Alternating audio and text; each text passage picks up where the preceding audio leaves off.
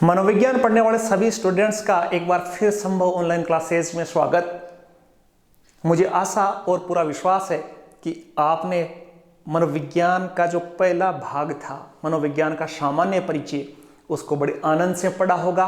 वैसे ही आनंद से सरोबार होकर एक बार हम फिर हाजिर है मनोविज्ञान का एक नए चैप्टर के साथ, जो कि काफ़ी महत्वपूर्ण है। और मैंने पहले भी कहा था, हमारी कोशिश ये रहेगी कि बिल्कुल कम शब्दों में अपने को मनोविज्ञान का काफ़ी कुछ नॉलेज हो जाए और परीक्षा में काफ़ी अच्छे अंक आए। तो मनोविज्ञान की बात कर रहे थे, तो आज जो है, आज क्या है कि हमारा जो चैप्टर रहेगा वो रहेगा बाल मनोविज्ञान। क्या रहेगा? बाल मनोविज्ञान। इस पे हम चर्चा करेंगे बाल मनोविज्ञान, या इसका दूसरा नाम है बाल विकास। बाल मनोविज्ञान कह लो या बाल विकास कह लो, इस पे हम चर्चा करने वाले हैं। और मैंने कहा था ये चैप्टर क्यों महत्वपूर्ण है, क्योंकि भाई साहब हमें जब हमारा सिलेक्शन होगा उसके लिए तो ये बाल मनोविज्ञान महत्वपूर्ण है ही है, साथ में ये इस वजह से भी महत्वपूर्ण है कि जब आप टीचर बन के स्कूल में जाओगे तो आपका पाला किनसे पढ़ने वाला है? ऐसे बच्चों से।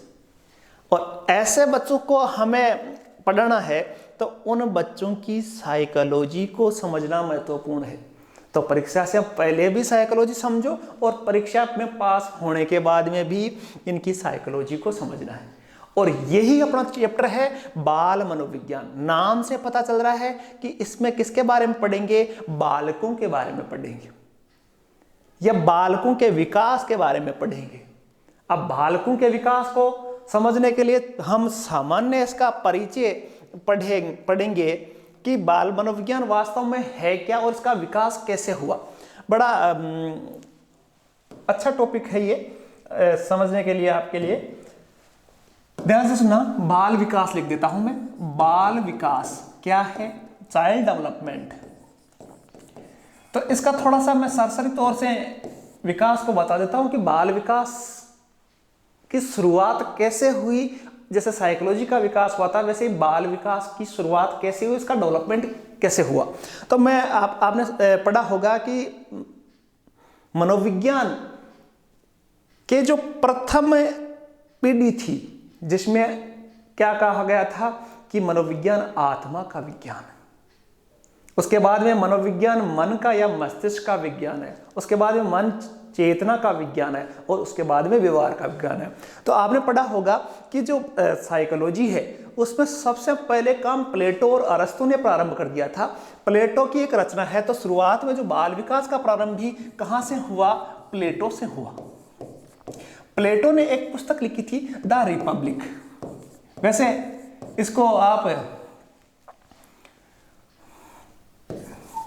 इसको आप पॉलिटिकल साइंस में पढ़ते हैं, लेकिन इस द रिपब्लिक पुस्तक में ये प्लेटो थे, उन्होंने एजुकेशन, बच्चों की एजुकेशन पे बहुत कुछ लिखा था। और उस एजुकेशन के बारे में कहा था कि बच्चों की एजुकेशन इस प्रकार की दी जाए तो बच्चा क्या बनेगा आगे जाकर। इस पुस्तक में उसने जिक्र किया था। तो वहीं से बाल मनोविज्ञान की शुरुआत हुई थी। तो सबसे पहला प्रयास किया था प्लेटो ने। ठीक है, ये था लगभग 400 ईसा पूर्व की बात है। तो पुराने जमाने में सबसे पहली बात प्लेटो ने कही बाल मनोविज्ञान के बारे में, बाल विकास के बारे में। और उसके बाद में बहुत सालों तक इस पर कोई काम नहीं हुआ।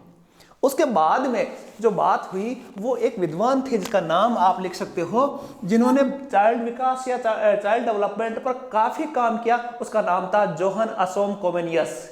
कोमेनियस लिख देता हूं, कोमेनियस एक विद्वान थे, कोमेनियस। तो प्लेटो के बाद में वास्तव में प्रयास कोमेनियस ने इसके ऊपर किया, चाइल्ड डेवलपमेंट या बच्चों की साइकोलॉजी को समझने के लिए। और उन्होंने एक संस्था का निर्माण भी करवाया जिसका नाम था स्कूल ऑफ इन्फेंसी। याद रख लेना आप, school of infancy. School of infancy. Infancy का मतलब होता है शिशु। और इन्होंने, कोमेनियस ने क्या किया कि बहुत धनवान जो लड़के थे उन बच्चों को पढ़ाने के लिए एक स्कूल का निर्माण किया था और स्कूल का नाम लिखा स्कूल ऑफ इन्फेंसी, और उसी स्कूल में उन्होंने बच्चों पर अध्ययन किया। तो ये बच्चों पर अध्ययन, ये बाल विकास या बाल मनोविज्ञान के डेवलपमेंट पर काफी प्रभावी रहा। उसके बाद में यदि आगे इसका डेवलपमेंट पढ़े तो इसके बाद में एक और विद्वान हुए जिसका नाम था पेस्टोलॉजी। नाम था पेस्टोलॉजी। याद नहीं हो रहा होगा, मैं याद करवाता हूं आपको कैसे याद करना है। पेस्टोलॉजी, तो अब इस पेस्टोलॉजी ने सबसे पहले बाल विकास या बाल मनोविज्ञान है, इसका वैज्ञानिक विवरण प्रस्तुत किया। वैज्ञानिक विवरण, व्यवस्थित वैज्ञानिक विवरण, प्रथम वैज्ञानिक विवरण प्रस्तुत किया। वैज्ञानिक विवरण प्रस्तुत किया किसने? पेस्टोलॉजी ने। और पेस्टोलॉजी ने क्या किया? छोटे छोटे बच्चों पर उन्होंने स्टडी की, और साथ में उन्होंने एक खुद का एक बच्चा था, उस बच्चे को, छोटा सा बच्चा था 3 साल का, तो उस बच्चे को उन्होंने बहुत लंबे समय तक, जब जन्म से लेकर 3 साल तक उन्होंने उस बच्चे पर स्टडी की कि बच्चे के किस प्रकार के भाव आते हैं, बच्चा क्या करता है, बच्चे के क्या इंटरेस्ट है, बच्चा ऐसा कर रहा है तो क्यों कर रहा है, ऐसा करने से रोकने के लिए यदि ये ट्रीटमेंट दिया जाए तो क्या। तो सब कुछ उसने वैज्ञानिक विवरण प्रस्तुत किया पेस्टोलॉजी ने।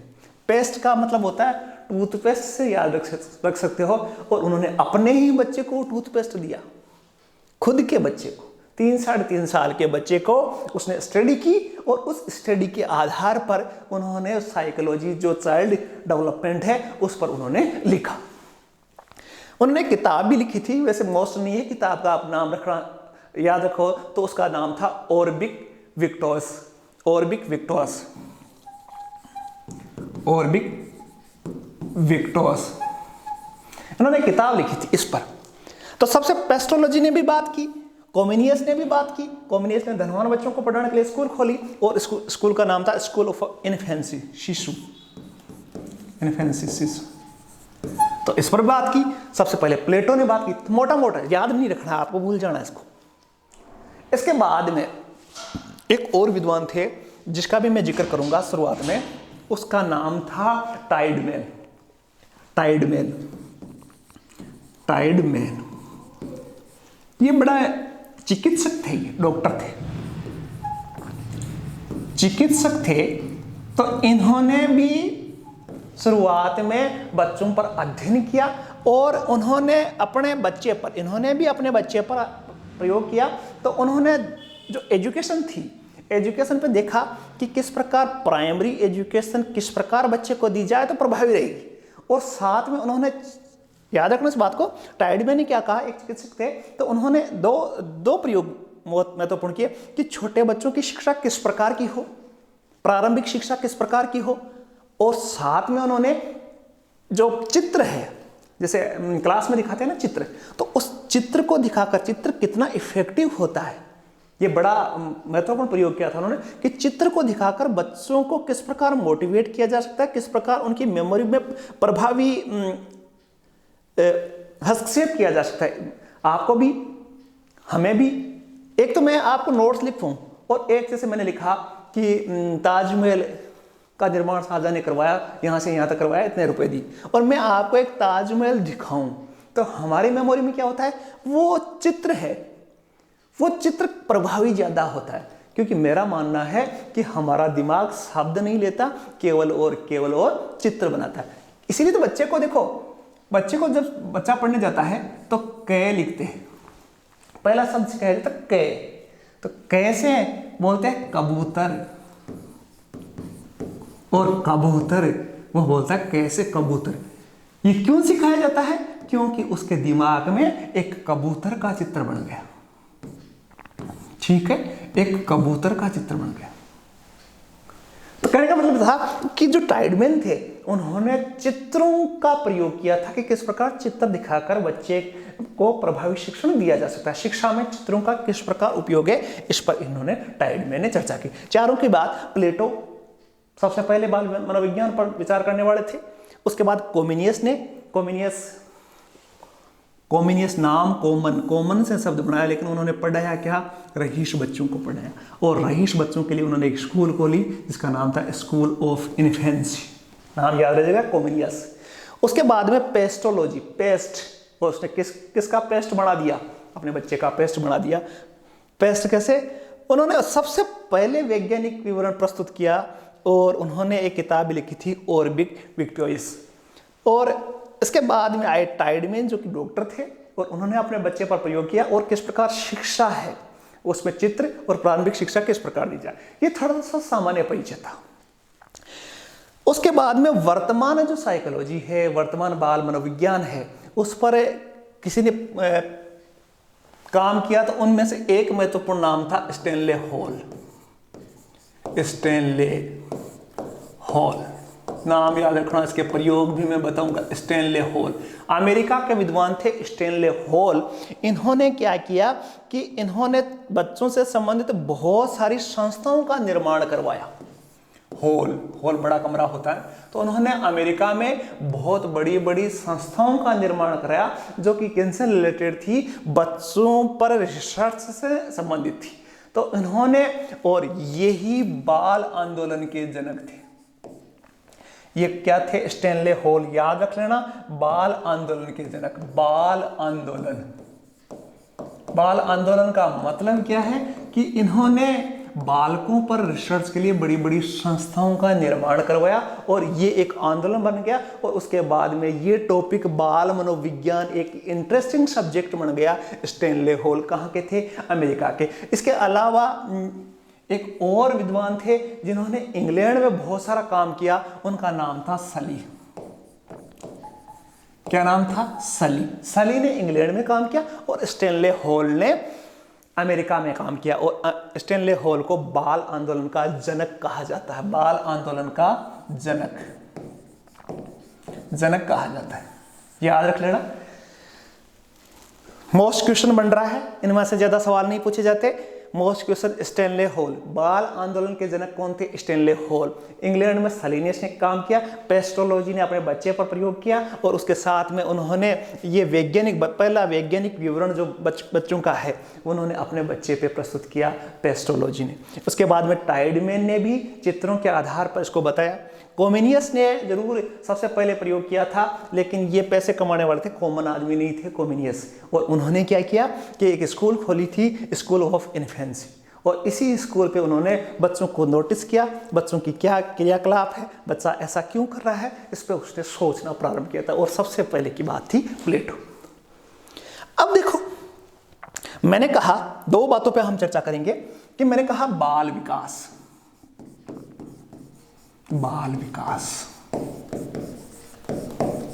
अब मैं आपसे सवाल पूछने वाला हूं कि बाल मनोविकास दोनों शब्दों पे थोड़ा सा ध्यान देना। दोनों शब्द ही बड़े गंभीर है।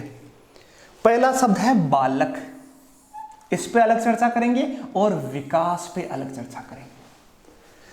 पहले तो ये समझ, बालक वाला जो टॉपिक है वो काफी बड़ा है। विकास को समझना, विकास क्या होता है। देखो, दो चीजें होती है, एक होता है विकास, एक होता है विकास जिसको बोलते हैं डेवलपमेंट।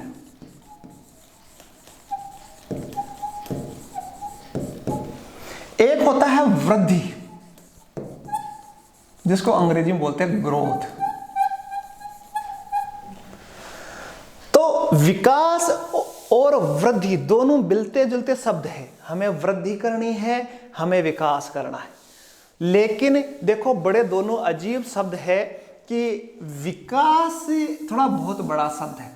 ग्रोथ का मतलब मैं मोटे तौर से बिल्कुल साधारण शब्दों में आपको बताऊं तो वृद्धि का मतलब होता है शारीरिक। जैसे एक बच्चा इतना सा था, फिर थोड़ा बड़ा, फिर थोड़ा बड़ा हुआ, फिर थोड़ा बड़ा हुआ, फिर थोड़ा बड़ा हुआ। ये क्या है, उसकी वृद्धि हो रही है। और विकास का मतलब डेवलपमेंट जो है, वो डेवलपमेंट का अर्थ होता है कि शारीरिक वृद्धि के अलावा उसकी मानसिक और संवेगात्मक वृद्धि भी हो, उसका डेवलपमेंट भी हो। तो विकास बहुत बड़ा शब्द है, इसमें वृद्धि आती है, वृद्धि भी शामिल है। लेकिन विकास का मतलब है शारीरिक तो हो ही हो, मानसिक भी हो, अध्यात्मक भी हो, संवेगात्मक भी हो। अब वृद्धि, ये विकास की जो प्रक्रिया है, हम कुछ ना कुछ हमेशा सीखते, हमारा विकास होता रहता है। जब बच्चा पेट में होता है अपनी माँ के, वहां से विकास प्रारंभ करता है, वहीं से वृद्धि प्रारंभ करता है। लेकिन मनुष्य का जितना जीवन होता है, उस प्रत्येक जीवन के एक एक क्षण उसका कुछ ना कुछ विकास होता रहता है, और सबसे ज्यादा विकास बाल्य अवस्था, बालक की अवस्था में होता है। वृद्धि बालक एक व्यक्ति है 6 फीट का हो गया, उसके बाद में उसकी वृद्धि रुक जाती है, वृद्धि बढ़ती नहीं है, उसकी वृद्धि डाउन होने लगती है, शरीर हट्टा कट्टा मोटा हो जाता है, फिर बुढ़ापा आता है, कमजोर कमजोर कमजोर कमजोर कमजोर। तो ये एक निश्चित सीमा तक होता है, और ये विकास ताउम्र पूरी उम्र चलता रहता है। तो विकास और वृद्धि में अंतर समझना। अब बात आती है बाल या बालक की। अब ये बड़ा महत्वपूर्ण सवाल बनने वाला है आपके रीट के हिसाब से, आपके एग्जाम के हिसाब से। बालक, देखो मोटे तौर से बालक क्या होता है, मां के गर्भ से लेकर आप मान सकते हो कि 18 वर्ष तक की उम्र है, तब तक बालक ही है, ठीक है। लेकिन उसके भी अलग अलग होते हैं, एक होता है शिशु, एक होता है बालक, और एक होता है किशोर।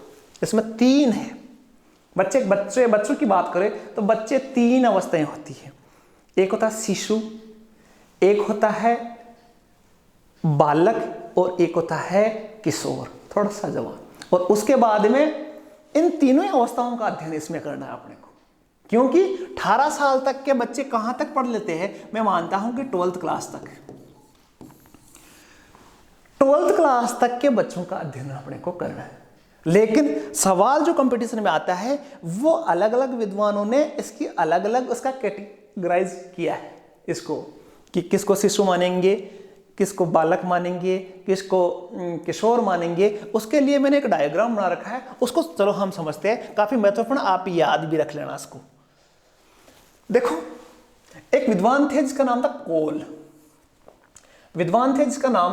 कोल, कोल। तो कोल ने ये कितने कोल किए, 8 कोल किए। दिख रहा है आपको? समझना नहीं तो लिख लेना इसको। कोल ने कितने कोल किए, 8 कोल किए। उसने कहा 8 जो विभाजन है वो कैसे किया। एक पहली थी गर्भावस्था, ये आपको पता है गर्भधारण से जन्म तक की अवस्था होती है, जब बच्चा पेट में अंकुरित होता है, पेट में जाता है, उसके बाद में उसका डेवलपमेंट प्रारंभ हो जाता है, और जब तक वो गर्भ में रहता है वो अवस्था होती है गर्भावस्था, गर्भधारण से जन्म तक, कोई कंफ्यूजन नहीं है। उसके बाद में उन्होंने कहा शेषवावस्था। शेषवावस्था से आपको यूं याद रखना, शिशु। शिशु किसको बोलते हैं, शिशु शब्द है शिशु। शिशु शब्द का अर्थ होता है कि वो अवस्था जिसमें बच्चा अपनी मां का स्तनपान करता है, और मां का स्तनपान कब तक करता है, 2 वर्ष तक, जन्म से 2 वर्ष तक। तो ऐसी अवस्था को बोलते हैं शिशु अवस्था। कितने साल तक, कोल के अनुसार। अभी आप कंफ्यूजन मत होना, कोल ने कहा, कोल ने 8 कोल किए, 8 विभाजन किया बालकों पर, और उन्हीं के अनुसार पहली अवस्था गर्भावस्था, दूसरी अवस्था शिशु अवस्था। शिशु अवस्था का अर्थ है वो बच्चा जब तक अपनी मां का दूध सेवन करे, वो ही उसका जीवन हो, तो वो अवस्था होती है शिशु अवस्था। उसके बाद में उन्होंने 2 अवस्थाओं को मिलाया कर एक अवस्था का 2 डिवाइडेशन किया, बाल्यावस्था। बाल्यावस्था का उसने 2 डिवाइडेशन किया, एक पूर्व बाल्यावस्था, एक मध्य बाल्यावस्था, और एक उन्होंने तीसरी जोड़ी उत्तर बाल्यावस्था। ये तीनों क्या है, बाल्य अवस्था है। और बाल्य अवस्था में बच्चा कम समझदार होता है। अभी इनकी पे भी डिटेल्स ही पढ़ेंगे कि बाल्य अवस्था में उसके क्या इंटरेस्ट होते हैं, बच्चा क्या करता है, क्या सोचता है, उसका शारीरिक कैसा होता है, तो सारी। तो 3 जो बाल्य अवस्था की उन्होंने 3 कैटेगराइज किया, पूर्व मतलब पहली वाली, मध्य वाली और बाद वाली बाल्य अवस्था। पहले वाली अवस्था देखो 2 वर्ष तक तो हो गया शिशु, 2 से 6 वर्ष तक की अवस्था पूर्व बाल्य अवस्था, 6 से 12 मध्य, और 12 से 14 उत्तर बाल्यावस्था। 2 से 6, 6 से 12 और 12 से 14 मतलब बाल्यावस्था उसने कब मानी? 2 से लेकर 14 वर्ष तक की अवस्था को उसने क्या कहा? बाल्यावस्था। 2 से लेकर 14 वर्ष तक की अवस्था को उसने क्या कहा? बाल्यावस्था। लेकिन 2 से 14 की थी, उसमें भी 3 कैटेगराइज कर दिया, 3 विभाजन इसने किया, पूर्व, मध्य और उत्तर। ठीक है, 3 अवस्थाओं में। लेकिन ये अवस्थाएं लड़कों के लिए अलग थी, लड़कियों के, ये मैंने लिखा वो लड़कों के लिए था। अब लड़कियों में थोड़ा सा डिफरेंस देखना आप, कि लड़कियों की पूर्व बाल्यावस्था तो सेम होती है, मध्य बाल्यावस्था लड़कियों की 12 की जगह 10 वर्षीय होती है। 12 की जगह क्या होती है? 10 वर्षीय होती है। उत्तर बाल्यावस्था में फिर 2 साल का गैप होगा, ये 12 वर्ष तक की होती है। मतलब लड़कियों की बाल्य उम्र कम होती है लड़कों से। किशोरावस्था जल्दी आती है, किनकी जल्दी आती है? लड़कियों की जल्दी आ जाती है किशोरावस्था, जबकि लड़कों की किशोर अवस्था लेट आती है। तो बालिका की 12 साल विभाजन आपको याद रह जाएगा। वापस गर्भावस्था, कोई डाउट नहीं है। शिशुअवस्था कोल के अनुसार, शिशुअवस्था 2 वर्ष तक। उसके बाद में बाल्यावस्था कहां से कहां तक? 2 वर्ष से लेके कहां तक? 14 वर्ष तक। लेकिन 2 से 14 में अंतर है, 2 से 6 तक तो बालक और बालिका सेम होते हैं। 2 से 6 तक बालक और बालिका सेम होते हैं, कोई अंतर नहीं। लेकिन मध्य बाल्यावस्था में जो अवस्था है वो बालक के लिए 12 वर्ष होती है और बालिका के लिए 10 वर्ष होती है। उसके बाद में उत्तर बाल्यावस्था फिर 2-2 साल का अंतर रहेगा। अब इन 3 अवस्थाओं को फिर मिलाकर किशोर जो अवस्था थी, उन अवस्थाओं को मिलाकर उन्होंने एक किशोर अवस्था के 3 विभाजन किए, पूर्व, मध्य और उत्तर। वो ही देखो, 14 साल था, 14 से 16 बालक की देख लो आप, 14 से 16, 16 से 18 और 18 से 20, और इनमें 2-2 साल का डिफरेंस कम करो। देखो यहां से, तो वापस मैं आपको याद दिलवा दूं, वापस देखो, थोड़ा सा आपको साथ साथ याद भी हो जाए। मैं कोशिश करूंगा कि आपको क्या हो जाए, याद भी हो जाए। पहली कलर थोड़ा चेंज कर लेता हूं मैं। पहली अवस्था जन्म तक, ठीक है। दूसरी अवस्था होती है शिशु। शिशु सेम होते हैं, लड़का हो लड़की हो, तो शिशु 0 से 2, ठीक है। तीसरी अवस्था होती है पूर्व बाल्यावस्था। पूर्व बाल्यावस्था ये भी क्या होती है? सबकी लड़के और लड़की की बराबर होती है। कब से कब होती है? ये क्या होती है? 2 से 6 वर्ष।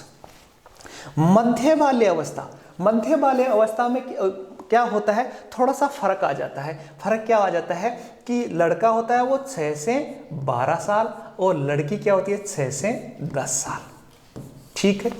उत्तर बाल्यावस्था, उत्तर बाल्यावस्था में ये लड़का है तो ये कहां से आएगा? 12 से 14 और लड़की के लिए 10 से 12, ठीक है। अब इसके बाद में किशोर अवस्था चालू होगी। किशोर अवस्था में क्या होता है? पूर्व किशोर अवस्था में देखो, किशोर अवस्था में भी 3 पूर्व, मध्य और उत्तर। तो पूर्व किशोर अवस्था में क्या होता है? बालक की, ये देखो बालक था तो 14 पे छोड़ा तो 16 साल तक, ठीक है। और यहां 12 छोड़ा तो ये 14 साल तक। मध्य वाले में ये फिर 16 से लेके 18 वर्ष और ये 14 से लेके 16 वर्ष। और उत्तर वाली अवस्था है ये 18 से लेके 20 वर्ष तक और ये 16 से लेके 17 से लेके 20 वर्ष। 16 से आगे ले लेना, 14 से 17, 17 कह सकते हो, 14 से 17 थोड़ा सा डिफरेंस रखना, और ये 17 से लेकर 20 साल तक। इस प्रकार पोल ने 8 याद रखना। अगला जो विभाजन है वो क्या है? एक विद्वान थे जिनका नाम था रोस। कोल ने तो 8 कोल किए लेकिन रोस ने केवल 4 ही कोल किए। चारों कोल क्या थे? शिशुअवस्था, उन्होंने कहा 3 वर्ष तक। बाल्यावस्था, पूर्व बाल्यावस्था, उत्तर बाल्यावस्था, दो ही विभाजन थे इसके। और उसने कहा 3 से 6 और 6 से 12। इन्होंने अलग अलग लड़के और लड़कियों के लिए विभाजन नहीं किया। और किशोर अवस्था 12 से 18 वर्ष, सीधी सी कहानी थी। किसने? रोस। रोस का मतलब गुस्सा आ गया कि यार 8 कौन याद करिएगा। तो उसने आपकी हेल्प के लिए कितने बढ़ा दिए? 4। शिशुअवस्था 3 साल तक। फिर पूर्व बाल्यावस्था 3 दूनी 6। फिर 6 का फाड़ा बोलोगे। उत्तर बाल्यावस्था 6 से 12। और किशोरावस्था 12 से 18 वर्ष। गुस्से में सीधा आपके लिए फाड़ा बोल दिया। 1 3, 3 दूनी 6, 6 दूनी 12, 12 में फिर 6 जोड़ा 18। पहली अवस्था शिशुअवस्था। शिशु, कई बच्चे 3 साल तक स्तनपान कर लेते। शिशुअवस्था, पूर्व बाल्यावस्था और उत्तर बाल्यावस्था, 2 अवस्थाएं थी। ये कहाँ से कहाँ थी? 12 साल तक, 3 से 12 कर दो। और चौथी थी किशोरावस्था। तो ये रोस का विभाजन है। अगला जो है ये है जोन्स का विभाजन। जोन्स, एक विद्वान थे जोन्स, उसने भी बहुत कम आपकी समस्याएं खड़ी की। याद रखना इसको। उन्होंने शिशुअवस्था 6 वर्ष तक, बाल्यावस्था 12 वर्ष तक, किशोरावस्था 18 वर्ष और प्रौढ़ावस्था, इसने जो बालकों के अलावा यदि प्रौढ़, आप क्या हो? प्रौढ़ हो, तो 18 वर्ष के बाद। प्रौढ़ का मतलब पढ़ाई चालू कर दी, पढ़ाई का टेंशन चालू हो गया, कंपटीशन का टेंशन चालू हो गया। तो वो कब से होता है? 18। तो ये प्रौढ़ अवस्था। किशोर आप जानते हो 13 से 18 वर्ष तक। बालक की उम्र 6 से 12 आती है, किसी में 7 से 12 आती है। तो इसने जोन्स ने 7 से 12 माना। और शिशुअवस्था जन्म से 6 वर्ष तक। एक और विद्वान थे जिनका भी मैं जिक्र करूंगा, ये थे हरलोक। हरलोक, तो इन्होंने बहुत सारे विभाजन किया, बहुत सारे विभाजन किए। हरलोक का विभाजन देखना आप, हरलोक ने 9 विभाजन किए थे। हरलोक ने कितने विभाजन किए? 9 विभाजन किए। पहली देखना, गर्भावस्था कोई इशू नहीं है। शिशुअवस्था इन्होंने 2 साल तक ही 2 सप्ताह तक या 14 दिन तक ही शिशुअवस्था माना। बचपना अवस्था अलग जोड़ दी, 2 वर्ष तक। पूर्व बाल्यावस्था 6 वर्ष तक। उत्तर बाल्यावस्था 12 वर्ष तक। वय संधि, वय संधि का मतलब होता है कि जहां एक अवस्था से दूसरी अवस्था में प्रवेश करते हैं, उसको बोलते हैं वय संधि। वय संधि थी 12 से 14। फिर पूर्व किशोर अवस्था देख रहे हो आप, 13 से होती है 14 वर्ष या 13-14 वर्ष या 17 वर्ष तक। और उसके बाद में एक और थी उत्तर किशोर अवस्था, और ये थी 18 से 21। अपने को अध्ययन इतना ही करना है, अपना जो बाल मनोविज्ञान है उसमें अध्ययन केवल करना है, इतना। तो एक बार आप फटाफट इनको याद करने की कोशिश करना कि इस प्रकार का क्या हुआ। एक अलग इंटरेस्टिंग वीडियो, इनमें से ज्यादातर सवाल मैं आपको कंपटीशन के हिसाब से बता दूं तो इन जो पीछे के डायग्राम मैंने बताए हैं, जॉन रोस का हो, कोल का हो, हरलोक का हो या फिर शेले का विभाजन, 4 विभाजन आप याद रखना। रोस, कोल, हरलोक और किसका बताया मैंने? शेले। एक विद्वान थे शेले। इन चारों का जो विभाजन है वो आपको याद रखना है, और इन्हीं से संबंधित एक सवाल लगभग आ जाता है। तो फटाफट आप याद कीजिए और समझने की कोशिश करना। फिर हम और कोशिश करेंगे, एक छोटा वीडियो इनके लिए और बनाएंगे। अगला जो वीडियो है वो जो चाइल्ड के डेवलपमेंट है, उनकी जो अवस्थाएं हैं वो किस प्रकार की अवस्थाएं होती है, उस पर लेकर जल्दी हम हाजिर होंगे। और इन्हीं से संबंधित जिनको और देखना है, ये नोट्स जिनको चाहिए वो लिंक से जो एप्लीकेशन है प्ले स्टोर से, वो अपना एप्लीकेशन डाउनलोड करके इनको अपने नोट्स को है वो आप प्राप्त कर सकते हो। साथ में टेस्ट की तैयारी भी करते रहना। साइकोलॉजी हम और इंटरेस्टिंग बनाने की कोशिश करेंगे। तब तक के लिए धन्यवाद। जय हिंद।